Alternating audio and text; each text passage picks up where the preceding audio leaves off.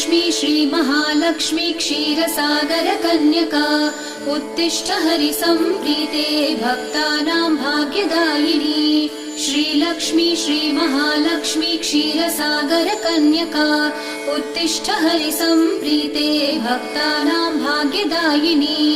उत्तिष्ठोत्तिष्ठ श्रीलक्ष्मी विष्णुवक्षस्थलालये उत्तिष्ठ करुणापूर्णे लोकानां शुभदायिनी। उत्तिष्ठोत्तिष्ठ श्रीलक्ष्मी विष्णुवक्षस्थलालये उत्तिष्ठ करुणापूर्णे लोकानां शुभदायिनी। श्रीपद्ममध्यवसिते वरपद्मनेत्रे श्रीपद्महस्तचिरपूजितपद्मपादे श्रीपद्मजातजननी शुभपद्मवक्त्रे श्रीलक्ष्मी भक्तवरदे तव सुप्रभातम्।